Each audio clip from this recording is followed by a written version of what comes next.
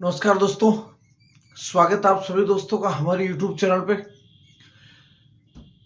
जी हाँ दोस्तों, हम पढ़ रहे थे राजस्थान की कला और संस्कृति के बारे में।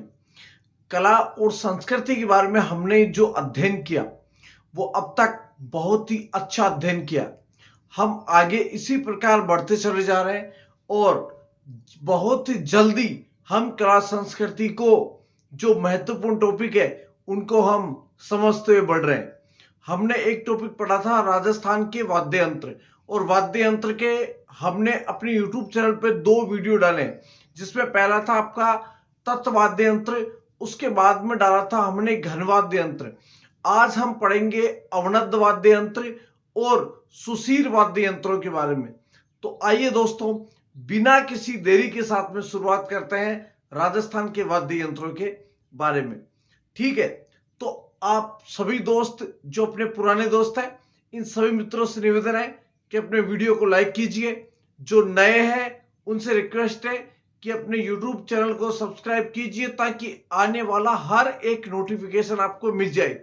और हाँ, टेलीग्राम जो अपना चैनल है, उसको ज्वाइन करना ना भूले। गोपाल सिंह जीके के नाम से अपना टेलीग्राम चैनल है।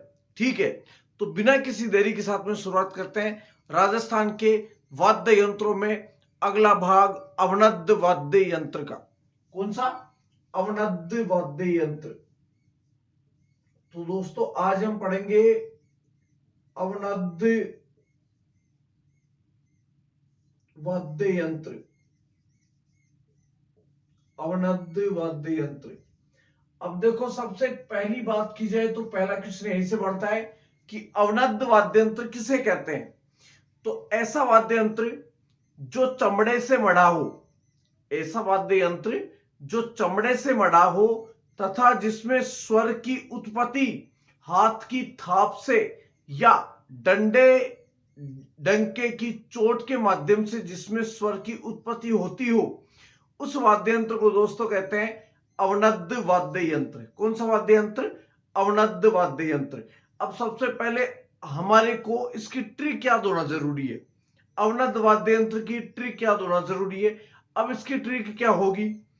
तो एक बार क्या होता है कि मारवाड़ क्षेत्र से एक लड़का होता है, वो पढ़ाई करने के लिए बाहर जाता है। बाहर बोले तो विदेश चला गया।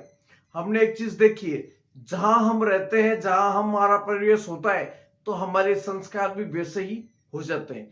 अब मारवाड़ क्षेत्र में रहने वाला, संस्कारों में पला हुआ बालक विदेश में पढ़ाई करने के लिए जा रहा है, तो बेशक है कि वहां की संस्कृति वो सीख करके जरूर आएगा। ठीक है, तो पढ़ाई करने के लिए चला गया। अब एक कहावत भी प्रचलित है अपने राजस्थान में, बोला काला के सागे गोरो बैठे तो उसके गुण तो नहीं आते, उसका जो रंग है वो रंग तो नहीं आता, लेकिन उसके गुण अवश्य आ जाते हैं उसमें। तो उसी प्रकार वो जिस यूरोपियन संस्कृति में गया, तो वहां से कुछ नाम सीख के आ गया। जैसे उसकी पढ़ाई पूरी होती है, वो वापस क्या करता है, अपने राजस्थान में आता है। राजस्थान में आने के पश्चात वो जैसे ही अपने गांव को आता है, तो गांव में आता है तो पश्चिमी राजस्थान में फसलों को सबसे ज्यादा नुकसान पहुंचाते हैं हिरण। हिरणों का दौर बहुत अच्छा खासा दिखता है इधर पश्चिमी राजस्थान में चलते हैं तो उन हिरणों को देख के उसके मन में एक विचार आता है कि जो हिरण है वो अपनी फसल को नुकसान पहुंचा रहे हैं, इसलिए इनको भगाने के लिए अपने पापा से बोलेंगे और हम पापा के साथ मिलकर के घोड़े के ऊपर बैठ करके हिरणों को खेत से बाहर निकालेंगे। तो सीधा अपने घर पे जाता है और घर पे जाने के बाद में अपने पापा से बोलता है क्या? तो पापा से पापा पहले बोलता था, अब पढ़ाई करके आया विदेश जाके, तो पापा को पापा नहीं बोलेगा, क्या बोलेगा? डेड। क्या बोलेगा? डेड। तो पापा को बोलता है डेड, चढ़ो मढ़ो। डेड, चढ़ो मढ़ो, मृग घेरा। क्या बोलते हैं पापा से? डेड, चढ़ो मढ़ो, मृग घेरा। मतलब डेड, चढ़ो मढ़ो मतलब घोड़े के ऊपर बैठ के चलते हैं और क्या करते हैं? मृग किसे बोलते हैं? हिरण को। तो डेड, चढ़ो मढ़ो, मृग घेरा। अब जैसे ही पापा ने सुना, बोला पहले पापा बोलता था, अब डेड बोल रहा है, तो भी पापा ने सोचा, बोला विदेश पढ़ाई करके आया, कुछ बोल देंगे तो आज की युवा पीढ़ी है, वैसे ही हर बात बात के ऊपर गुस्सा करती है ना। तो इन्होंने बोला चल ठीक है, बेटे की जिद थी, बेटा आया था, घोड़े के ऊपर सवार हो गए दोनों और हिरणों का इस झुंड को अपने खेत से बाहर निकालने के लिए चल पड़े। एक खेत पार किया, दो खेत पार किया, इतनी देर में क्या आ गया लड़के का, ननिहाल आ जाता है। ननिहाल आ गया तो ननिहाल आते ही सामने मिल गए कौन, मामा। अब पहले जब ये लड़का विदेश में पढ़ाई करने से पहले जब ये लड़का अपने घर पे रहता था तो मामा के जब भी जाया करता था तो मामा के जाता तो मामा को प्रणाम करता एकदम दंडवत होके। तो उस समय जब दंडवत होकर के प्रणाम किया जाता था तो मामा आशीर्वाद भी उसको उठाता, गले से लगाता, फिर आशीर्वाद देता, बेटा खूब तरक्की करो, दूधा नहाओ, पूता फड़ो, ऐसे आशीर्वाद दिए जाते थे। अब क्या है कि भोग देने का तरीका भी चेंज हो गया। इसके बाद में 10-20-50 साल बाद में लोग सीधे चरण स्पर्श नहीं करके खड़े खड़े ही उनके पैरों के हाथ लगा करके अपने माथे को चूम लेते हैं और हाथ जोड़ के प्रणाम कर देते हैं। यह तरीका भी अच्छा था, इसमें भी आशीर्वाद दिया जाता, ठीक है बेटा खुश रहना, उसके सिर पे हाथ फेरते, उसको आशीष देते, ठीक है। फिर तीसरे नंबर की धोखाई, वो धोखाई कि घुटने के ऊपर हाथ लगा के फिर धोख देना, यहाँ तक भी ठीक था, चलो ठीक है खुश रहो। आजकल लोग धोख दूर से देते हैं, मामा वहीं पे खड़ा है तो भांजा धोख यहीं से देगा, मामा धोख तो मामा फिर ऐसा ऐसा देगा, खुश रहो खुश रहो खुश रहो, जैसे कोई भांजा नहीं है, कोई कोरोना वायरस आ रहा हो बोला पास में नहीं आ जाए, कहीं चिपक के खा जाएगा, वैसे खुश रहो खुश रहो खुश रहो, ऐसा आशीर्वाद होता है आजकल, ठीक है। तो मामा को बोलता है कुछ वर्ड अंग्रेजी में और दूर से आशीर्वाद देता है मामा भी, और धोख भी भांजा दूर से देता है, घोड़े पे बैठे क्या बोलते हैं मामा को, मामा धोख डन मानो, क्या बोलता है, मामा धोख डन मानो। मामा क्या बोलता है, मामा धोख डन मानो। अब इतना बोलते ही अब भांजे ने दाढ़ी वाड़ी बता रखी है तो मामा को आ गया गुस्सा, और मामा ने क्या बोला भांजे को, गुस्से में मामा कुछ ही बोल देता है तो मामा ने भांजे को क्या बोला, कुत्ता कद ढाढ़ी अवनद्ध राक्षसी, अवनद्ध राक्षसी। अवनद्ध का मतलब होता है देखो क्लीन सेव, अवनद्ध का मतलब क्या होता है, क्लीन सेव। क्योंकि जितने भी अवनद्ध वाद्य यंत्र है, ये अवनद्ध वाद्य यंत्रों में चमड़े के ऊपर से बाल उतार लिए जाते हैं और इसके बाद में फिर उसको ढोलक के रूप में, उसको आपके नगाड़े के रूप में, ढोल के रूप में, खंजरी के रूप में, चंग के रूप में उसको प्रयुक्त किया जाता है, ठीक है। तो ट्रिक बहुत अच्छी खासी है, याद हो जाएगी। विदेश चला गया मारवाड़ का लड़का, पढ़ाई करके वापस आता है, आते ही खेत में हिरण देखता है, पापा क्या बोलेगा कि डेढ़ चढ़ो मढ़ो मृग घेरा, दोनों बाप बेटे चल गए, जाते जाते आगे क्या आ गया, ननियाल आ गया, मामा को दूर से धोख दे रहा है, क्या बोल रहा है कि मामा धोख डन मानो। मामा को आ गया गुस्सा और मामा ने क्या बोला, कुत्ता कद ढाढ़ी अवनद्ध राक्षसी, ठीक है दोस्तों। अब इसको दोबारा से दोहराते हैं, डेढ़ चढ़ो मढ़ो मृग घेरा, मामा धोख डन मानो, कुत्ता कद ढाढ़ी अवनद्ध राक्षसी। अवनद्ध राक्षसी में इसलिए लिखा है कि अवनद्ध से आपको पता चल जाएगा कि कौन सा वाद्य यंत्र किस श्रेणी का वाद्य यंत्र है। अब देखो, डे से डेरू, एक एक वाद्य यंत्र के बारे में बता रहा हूं दोस्तों। डे से डेरू, डे से डफ, चे से हो जाएगा चंग, चे से चंग, ढो से हो जाएगा ढोल, मैं से हो जाएगा मटकी, इस ढो से हो जाएगा ढोलकी, मृत से हो जाएगा मृदंग, मृत से मृदंग, इसी मृदंग का एक नाम और है, इसी को बोलते हैं पखावज, तो मृदंग या पखावज। गैस से हो जाएगा दोस्तों गड़गड़ाटी, गैस से क्या हो जाएगा, गड़गड़ाटी। घेरा से हो जाएगा घेरा, घेरा से घेरा। मामा, मामा से हो जाएगा दोस्तों माठ या माटा, एक ही वाद्य यंत्र है, इसको माठ भी बोलते हैं, इसको माटा भी बोलते हैं। धो से हो जाएगा धोसा, धो से क्या हो जाएगा धोसा। खे से हो जाएगा दोस्तों खंजरी, खे से खंजरी। डे से हो जाएगा डमरू, डे से डमरू हो जाएगा। न से हो जाएगा आपका नगाड़ा, न से कौन सा वाद्य यंत्र नगाड़ा। मा से हो जाएगा मादल, नो से हो जाएगा दोस्तों नौबत, नो से नौबत हो जाएगा। कु से हो जाएगा कुंडी, कु से कुंडी। ता से हो जाएगा दोस्तों आपका तासा, कैसे हो जाएगा कमर। दे से हो जाएगा आपका दमामा, दे से क्या हो जाएगा दोस्तों दमामा। ढा से हो जाएगा ढाक, और ढी से हो जाएगा डिबको, ढीबको। ढी से क्या हो जाएगा डिबको हो जाएगा। तो ये आपके वाद्य यंत्र हो गए कौन से अवनद वाद्य यंत्र। वापस से दोहरा रहा हूं, डे से डेरू, डे से डफ, चे से चंग, ढो से ढोल, मैं से हो जाएगा दोस्तों मटकी, डो से हो जाएगा ढोलकी, मर से मृदंग, मृदंग को पखावज के नाम से भी जाना जाता है। गै से हो जाएगा गड़गड़ाटी, घेरा से हो जाएगा घेरा, मां से माठ या माठा। इसका ध्यान रखना है दोस्तों, इसके लिए क्वेश्चन पूछ सकता है कि पाबूजी के पवाड़ों का वाचन करते समय, पाबूजी के पवाड़ों का वाचन करते समय कौन से वाद्य यंत्र का प्रयोग किया जाता है, तो वो वाद्य यंत्र है माठ या माटा। दो से हो जाएगा दोसा, खे से हो जाएगा खंजरी। अब एक चीज का और ध्यान रखना है आप लोगों को कि जो चंग और खंजरी होता है ये सेम से क्यों होते हैं। चंग और खंजरी क्या होते हैं सेम से क्यों होते हैं। चंग बाएं हाथ में पकड़ करके दाएं हाथ की थाप से बजाया जाता है, और खंजरी दाएं हाथ में पकड़ करके बाएं हाथ की थाप से बजाया जाता है। डे से डमरू आप जानते हो, नगाड़ा, मादल। नो से हो जाएगा नौबत आपका, कुंडी से कुंडी, ता से तासा। तासा का ध्यान रखना दोस्तों, ये मुस्लिम संप्रदाय में मोहर्रम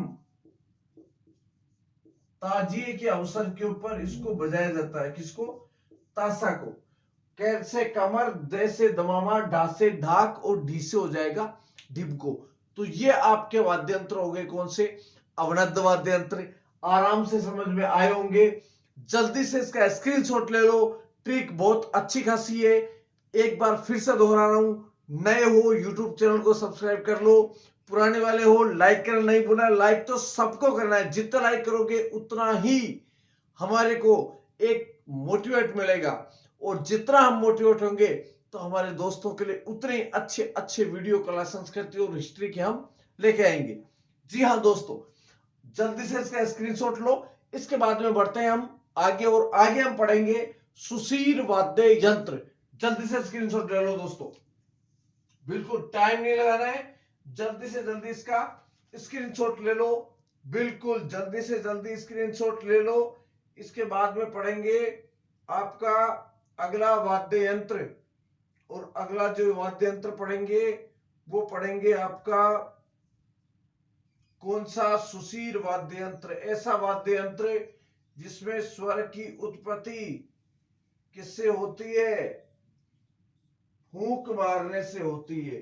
स्वर की उत्पत्ति किससे होती है, फूंक मारने से होती है। उस वाद्य यंत्र को क्या बोलते हैं दोस्तों, सुशीर वाद्य यंत्र। क्या बोलते हैं, सुशीर वाद्य यंत्र। तो जल्दी से आपने स्क्रीनशॉट ले लिया। अब बिना किसी देरी के साथ में शुरुआत करते हैं अगले वाद्य यंत्रों की, जिसका प्रकार है सुशीर वाद्य यंत्र। कौन सा वाद्य यंत्र, सुशीर वाद्य यंत्र। ऐसा वाद्य यंत्र जिसमें स्वर की उत्पत्ति किससे होती है, आपके फूंक मारने से होती है। किससे होती है दोस्तों, फूंक मारने से। तो अब पढ़ेंगे कौन सा वाद्य यंत्र, सुशीर वाद्य यंत्र। कौन सा वाद्य यंत्र, सुशीर वाद्य यंत्र। ऐसा वाद्य यंत्र जिसमें स्वर की उत्पत्ति फूंक मारने से होती है। किससे होती है स्वर की उत्पत्ति दोस्तों? फूंक मारने से होती है। उस वाद्य यंत्र को बोलते हैं सुशीर वाद्य यंत्र। क्या बोलेंगे? सुशीर वाद्य यंत्र के नाम से उस वाद्य यंत्र को जाना जाता है। अब देखो इसकी भी एक बहुत अच्छी वाली ट्रिक। एक बार क्या हुआ कि एक लड़का होता है, वो लड़का किसी लड़की से क्या करता है? प्रेम करता है। और प्रेम में क्या मिलता है? धोखा। क्या मिलता है प्रेम में? धोखा। अब इसको क्या मिल गया? धोखा मिल गया। और धोखा खाने वाले अधिकतर कहां पे होते हैं? दारू के ठेके पे होते हैं। कहां पे होते हैं दोस्तों? दारू के ठेके पे होते हैं। ठीक है, तो जैसे इसको धोखा मिला, ये कहां पे चला गया? दारू के ठेके पे चला गया। अब दारू के ठेके पे चला गया तो भाई साहब दारू के ठेके पे शाम के समय सारे जितने भी मांगने करने वाले होते हैं, भिखारी होते हैं, वो सारे दारू के ठेके के ऊपर आ जाते हैं। दारू की भी एक बहुत अच्छी खूबी होती है, वो ये होती है कि वहां पीने के बाद में सब अपने भाई भाई होते हैं, भाईचारा बड़ा प्यारा होता है। और जब ज्यादा हो जाती है ना तो वो भाई भाई तो अलग हो जाता है, चारा चारा बच जाता है। ठीक है, आपस में मत सिर डालिए, फिर वो चारों चारों है बाबू। ठीक है, तो भाईडा तो अलग हो जाए, फिर वो चारों चारों सागो भोग रहे बाबू। ठीक है, अब भाई साहब क्या हुआ? वो दारू पीने के लिए चला गया। एक पैक मारा, दो पैक मारा। ठीक है, अब दो पैक मारते ही इधर से उसकी महबूबा को पता चला कि मेरा मजलूम मुझे छोड़ के दारू के ठेके पे चला गया। तो लैला भी उसके पीछे पीछे आ गई। ठीक है, अब लैला पीछे पीछे आ गई तो देखा होगा आप लोगों ने कि दारू पीने के बाद में जिसको तरीके से हिंदी नहीं आती ना, वो भी अंग्रेजी, पंजाबी, कितनी भाषाओं में उससे बात कर लो, वो बात बड़ी अच्छी वाली कर लेता है। तो भाई साहब अब इसने दो पैक मारे, दो पैक मारते इसकी महबूबा आ गई, बोला मैं आपको पीने नहीं दूंगी। तो दारू के नशे में धत्ता है और अपनी महबूबा से क्या बोलता है? ए सनम तुस्सी हटो। क्या बोलता है? ए सनम तुस्सी हटो। ए सनम तुस्सी हटो। देखो तुस्सी शब्द पंजाबी का है जिसका मतलब है तुम। ए सनम तुस्सी हटो। अब भाई साहब वहां पे भिखारी भी ड्रिंक व्रिंक कर रहे हैं, उनमें से एक के हाथ में पुंगी। अब पिएड़ा का माथा में कुछ भी जम जाए, जक्को भी का मन में जम जाए, वो भी तो काम टाइम बोल दे। अब भाई साहब एक मन में चीज आगी, बोलिया अगर ये मेरे को पुंगी से पैक बनाने तो मजा आ जाएगा। तो वो जो पुंगी वाला है, बाबा है, वो उसको नजर आता है इसको भूत के तरह। तो उसको क्या बोलता है पुंगी वाले को? बोला भूत बाबा पैक बना पुंगी सू। क्या बोलता है? भूत बाबा पैक बना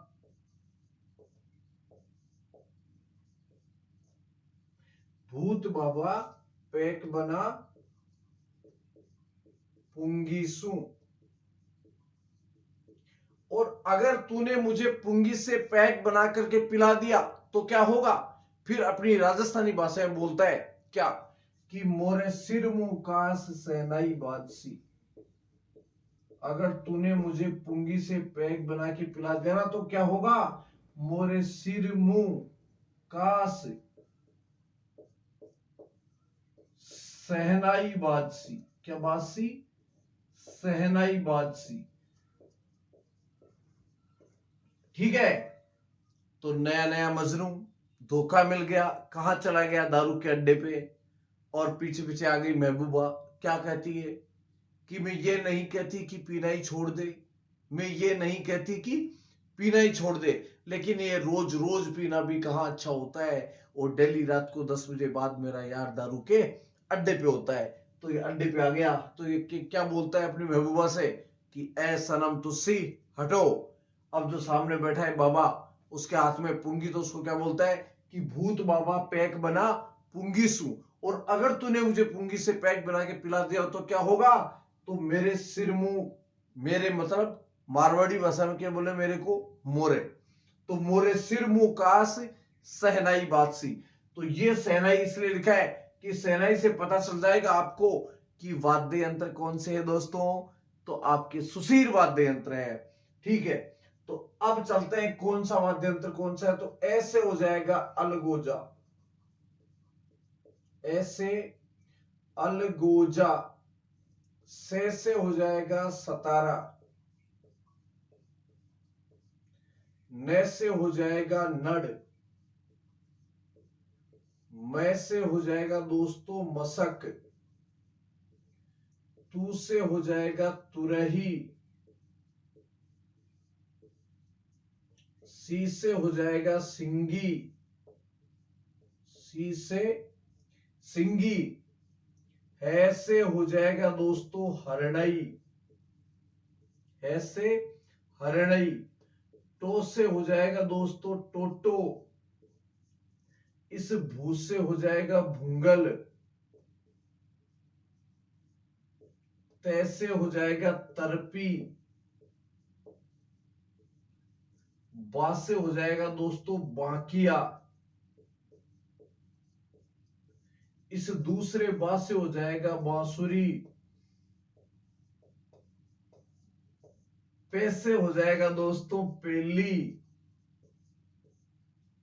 कैसे हो जाएगा करना, बै से हो जाएगा बरगू, क्या हो जाएगा बरगू, ना से हो जाएगा नागफनी,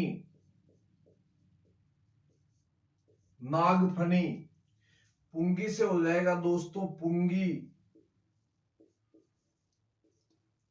सू से हो जाएगा सुरनई, सू से सुरनई, मोर से हो जाएगा दोस्तों मोरचंग, सी से हो जाएगा सिर से हो जाएगा सिंगिया, सिंगी हो गई सिंगा, मुंह से हो जाएगा मुरला, का से हो जाएगा कानी, से हो जाएगा दोस्तों शंख, और सहनाई से हो जाएगा सहनाई।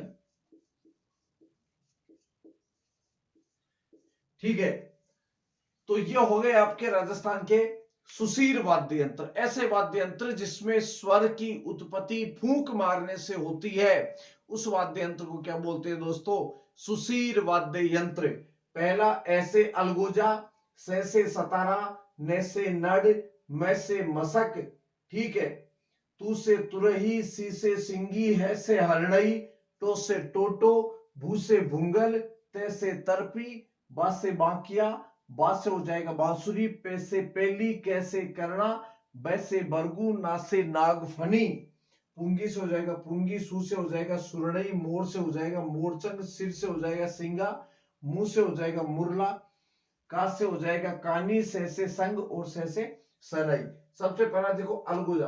अलगोजा राजस्थान का राज्य वाद्य यंत्र है, राज्य वाद्य यंत्र कौन सा है दोस्तों, अलगोजा। राजस्थान का राज्य वाद्य यंत्र कौन सा है, अलगोजा। गांव गाना में सुना होगा कि मारे छेल भंवर अलगोजा खेता में बाजे, तो अलगोजा राजस्थान का राज्य वाद्य यंत्र है। सहनाई है, ये सहनाई के बारे में थोड़ा सा ध्यान रखना, एक तो ये सुशीर वाद्य यंत्रों में सर्वश्रेष्ठ वाद्य यंत्र है, सहनाई का ध्यान रखना, सुशीर वाद्य यंत्र में सर्वश्रेष्ठ वाद्य यंत्र कौन सा है, सहनाई। प्रसिद्ध सहनाई वादक का नाम है चांद मोहम्मद खा, कौन है, चांद मोहम्मद खा।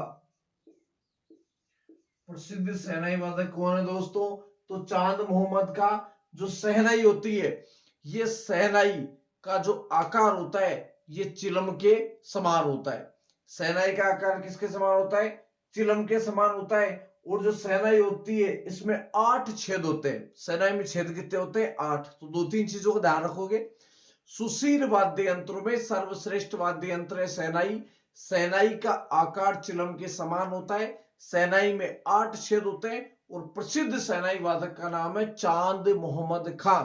उसी प्रकार जो अलगोजा है ये राजस्थान का राज्य वाद्य यंत्र है। इसके अलावा एक पुंगी का भी ध्यान रखना कि पुंगी का जो निर्माण होता है ये लौकी के गोल तुंबे से होता है, किससे, लौकी के गोल तुंबे से। किस वाद्य यंत्र का निर्माण होता है, तो ये होता है पुंगिका। लौकी के गोल तुम्बे से किस वाद्य यंत्र का निर्माण होता है दोस्तों? तो ये होता है आपके पुंगिका। यहां तक हमने पढ़ा, आपको समझ में आया होगा। आप सभी दोस्तों से निवेदन है, एक बार अगर आपने सुशील वाद्य यंत्र, तत्व वाद्य यंत्र, घन वाद्य यंत्र और अवनद वाद्य यंत्र की ट्रिक पढ़ ली तो आपका कंपटीशन में कोई सा भी क्वेश्चन गलत नहीं होगा। हमारे द्वारा जितने भी वीडियो अभी क्लास संस्कृति के पढ़ाए जा रहे हैं, ये आपकी एग्जाम में महत्वपूर्ण जिन टॉपिकों में से क्वेश्चन आने वाले हैं, उन्हीं टॉपिकों को सबसे पहले पढ़ाया जा रहा है।